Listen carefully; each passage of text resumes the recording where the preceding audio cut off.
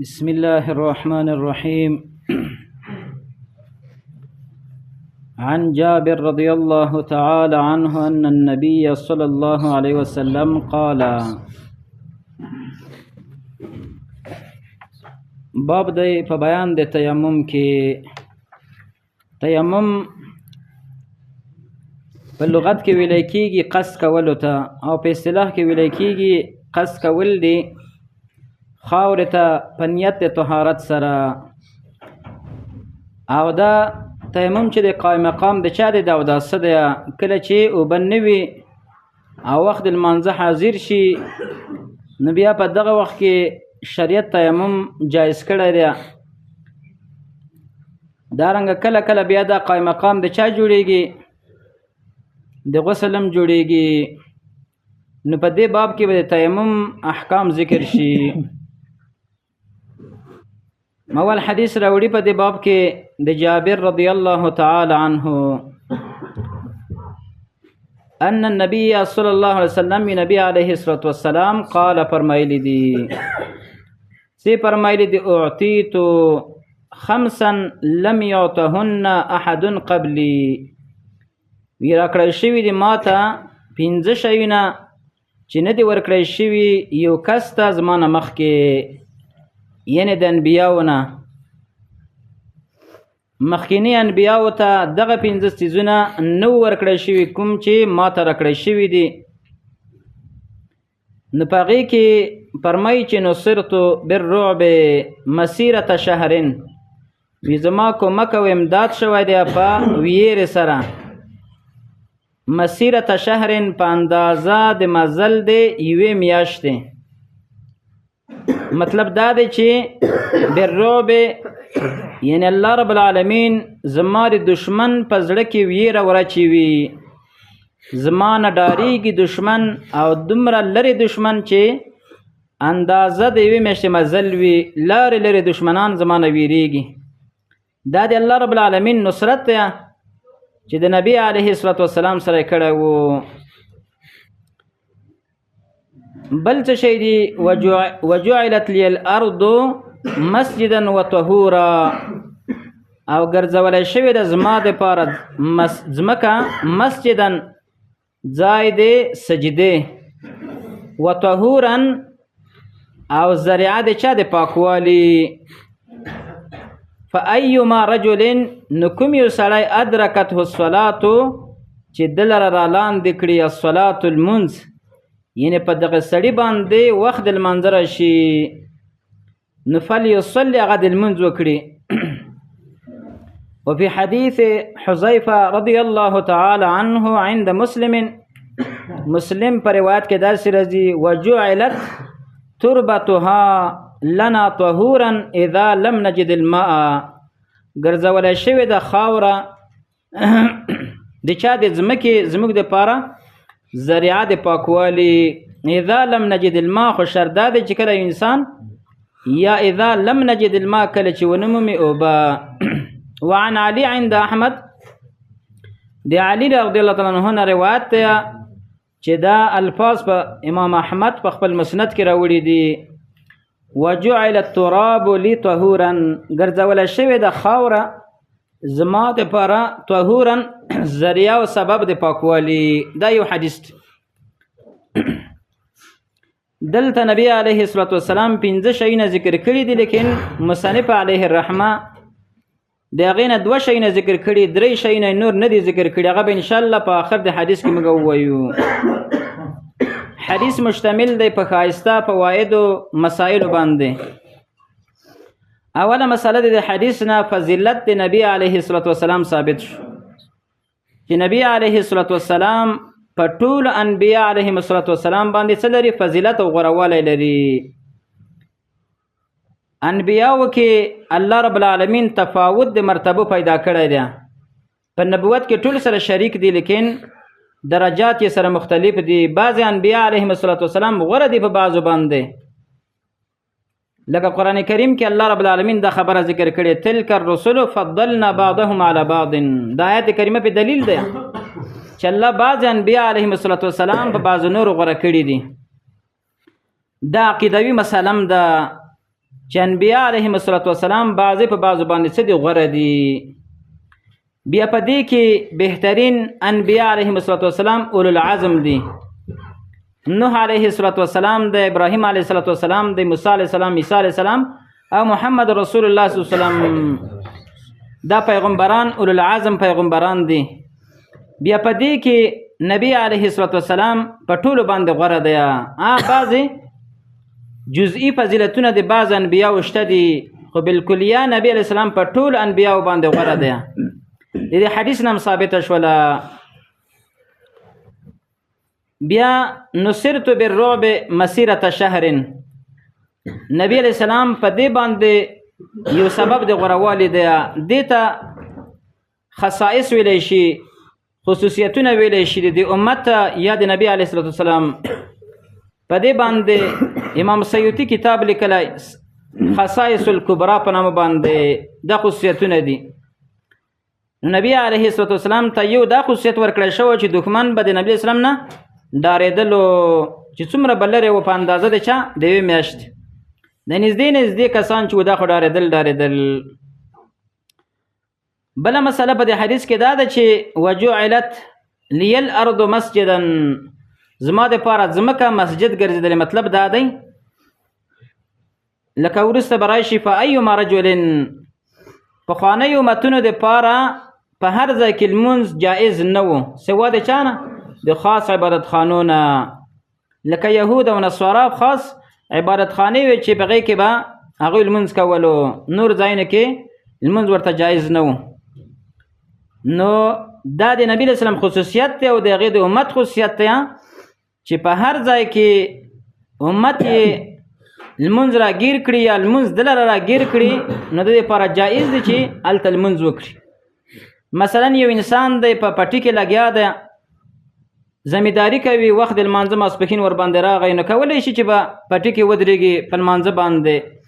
بل سړی دی مثلا په لاره باندې مسافر روان دی، مسجد نشته، یو ځای کې مثلا د خپلې سورلۍ نه کته کېږي او په مانځه باندې ودرېږي د لارې په سر باندې. دغسې نورو ځایونو کې په هر ځای کې لمونځ کېدلی شي سوا د چا نه دی. دې تخصیص به انشاءالله په حدیث کې راشي. نبی علیه السلام فرمایي چې جعلت للارض مسجدا، بیا استثناء په بل حدیث کې راغلی ده سوا د چا نه؟ مقبرې او د حمام نه، چې په مقبره کې لمونځ نه کېږي او دارنګه په حمام کې نه کېږي. دا به وروسته انشاءالله راشي. بیا بله فایده په دې حدیث کې دا شوله چې طهورن یې ذکر کړلو، یعنی ذریعه د پاکوالي ده. په دې سره د مؤمن پاکوالی راتللی شي. د چا نه؟ د بې اودسۍ نه. کله چې مؤمن مسلمان بې اودسه وي او په ده باندې وخت د لمانځه راشي نو دی کولی شي چې څه وکړي؟ تیمم وکړي مسجدا و طهوره. بیا په دې کې اوس دوه قوله د علماو دي چې په څه شي باندې تیمم کېدلی شي، په څه باندې؟ امام شافعي رحمه الله، دارنګه امام مالک رحمه الله، دوی وایي چې یوازې په خاوره باندې څه کېدلی شي؟ تیمم کېدلی شي. او دویم قول د نورو علماو دی، هغوی وایي چې نه، د ځمکې په مخ لکه امام ابو حنیفه رحمه الله نور علما ورسره دي چې د ځمکې په مخ باندې څه چیز دی یا د ځمکې د جنس نه وي نو په دې باندې څه کېدلی شي؟ تیمم کېدلی شي.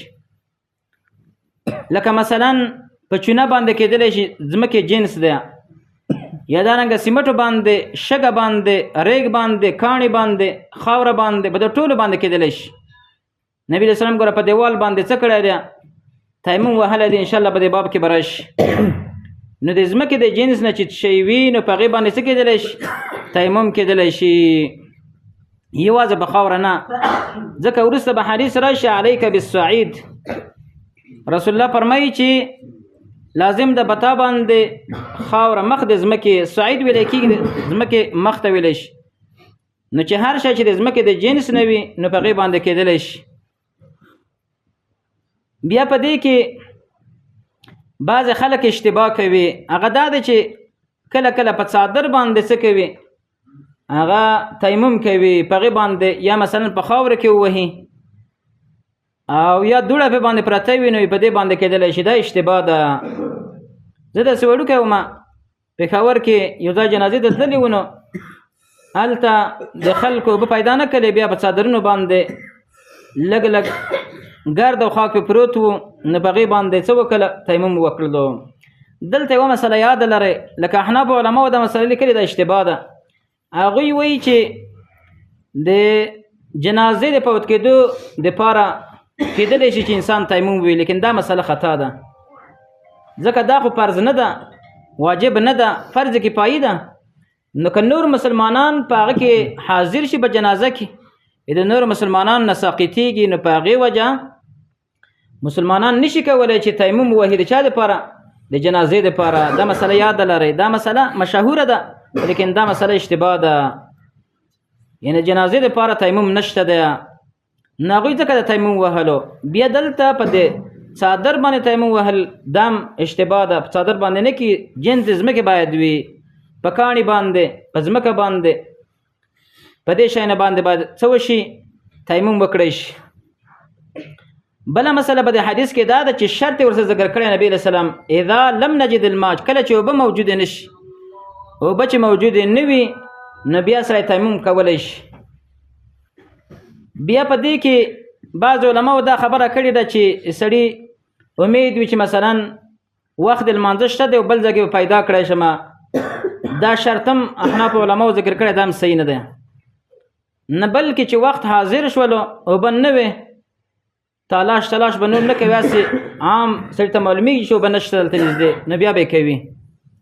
او دا به نه وي چې آخر وخت لمونځ رسي بیا به وروسته زه تیمم کوم، دا خبره اشتباه ده. دا یو شرط ده. بل شرط دا دی چې بعضې وخت کې اوبه موجودې دي لیکن استعمالول یې نشي کولی. لکه مثلا یو سړی مریض دی، په هسپتال کې دی، په شفاخانه کې بستر دی، اوبه موجودې دي لیکن استعمالول یې نشي، بد پې لګېږي، نو په هغې وخت کې هم انسان څه کولی شي؟ تیمم کولی شي. تېر کال ما ته چا مسیج کړی و چې دلته مریض دی په شفاخانه کې دی، تیمم څنګه وکړي؟ نو بیا ما ورته ویلې چې هلته تاسو یا کاڼی وروړئ یا یوه لوټه وروړئ، هغلته ورته کېږدئ نږدې، په هغې باندې به کوي. دا یې طریقه ده. لکه شفاخانه کې خو دا شان نه وي که نه، نو هلته بیا کېدلی شي. نو دا مسایل د حدیث نه ثابت شوله. ما مخکې د خبره ذکر کړه چې مصنف دلته حدیث مختصر راوړی دی، 5 شیونه نبي اسلام ذکر کړي دي، نو په هغې 5 شیونو کې 2 شیونه راوړي، 3 شیونه پرېښي دي. 3 شیونه څه شی دي؟ یو پکې په 3 شیونو کې شفاعت کبرا د رسول وسلم دی، یعنی ما ته شفاعت راکړی شوی دی. کوم شفاعت؟ هغه شفاعت چې نور انبیا علیهم السلام یې نشي کولی قیامت پر ورځ باندې، شفاعت کبرا ورته ویلی شي. لکه حدیث د مسلم کې اوږد حدیث دی چې د قیامت پر ورځ به انسانان د انتظار نه په تنګ شي، تنګ به راشي، بیا به وایي چې آدم علیه السلام ته ورځو، هغې ته به ورشي. اوږد حدیث دی، تفصیل یې ډېر اوږد دی. خلاصه یې دا ده چې د هغې نه وروسته ابراهیم علیه السلام، موسی علیه السلام، عیسی علیه السلام، محمد رسول الله ته به راشي، نو بیا به نبي علیه السلام په سجده باندې پرېوځي، او نبی علیه السلام فرمایي چې زه به هغه کلمات او هغه ثنا د الله رب العالمین ووایم چې کومه اوس ماته نه ده معلومه. الله رب العالمین به وفرمایي چې ارفع راسک یا محمد، سر دې پورته که څه غواړې. نو بیا به رسول صلی دا شفاعت مطالبه وکړي، دغه حساب مطالبه به وکړي چې د امت سره د انسانیت سره حساب شروع کړی شي. نو دا شفاعت کبرا ده، دا نبی علیه السلام ته ورکړی شوی دی، نور انبیاو دپاره دا نشته. بل دا څو شول؟ 3 شوله. 4م تحلیل الغنائم، غنیمتونه د مخکینیو امتونو دپاره جایز نه وو، لکه په جنګونو کې، جهادونو کې به چې کوم مال د کافرو نه ونیولی شولو، نو دا به د مسلمانانو دپاره جایز نه و چې مسلمانان د هغې نه استفاده وکړي. هغه به یې راټول کړو په یو ځای کې، نو د هغې دپاره به د اسمان نه ور راغی، وبه یې سوځولو، مسلمانانو ته استفاده نه شوی کولی. لیکن نبی علیه السلام ته الله دا خصوصیت ورکړی ده چې هغه مالونه د کافرو نه ونیولی شي، هغې ته غنایم ویلی شي، غنیمتونه، نو د امت دپاره دا جایز دي چې هغه به استعمالوي او تقسیموي به یې. دا 4 شوله. 5م شی عموم رسالت، نبی علیه السلام ته ورکړی شوی دی عموم رسالت، یعنی مخکینی انبیا علیهم السلام به یو خاص قوم ته لېږل کېدل، او زموږ نبی علیه السلام ټول امت او ټول انسانیت ته رالېږل شوی دی، که هغه یهود دي که نصارا دي که هندوان دي، که دهریان دي، که مشرکین دي، که مجوس دي، که عبادت الاوثان دي، څومره مخلوق چې دی ټول انسانیت ته رالېږل شوی ان تر دې پورې چې جناتو ته هم رالېږلی شوی دی عموم رسالت. نو دا 5 شیونه دي چې نبي علیه الصلاة والسلام ته ورکړی شوي دي او نور انبیا علیهم الصلاة والسلام ته دا نه دي ورکړی شوي. نو دا فضیلت د نبی علیه الصلاة والسلام په نور انبیا علیهم الصلاة والسلام باندې ثابت شولو. نور حدیث به ان شاء الله په دې کې راځي. انن په دې باندې اکتفا کوو. الله رب العالمین دې موږ ته بصیرت په دین باندې نصیب وګرځوي. وبالله تعالی توفیق.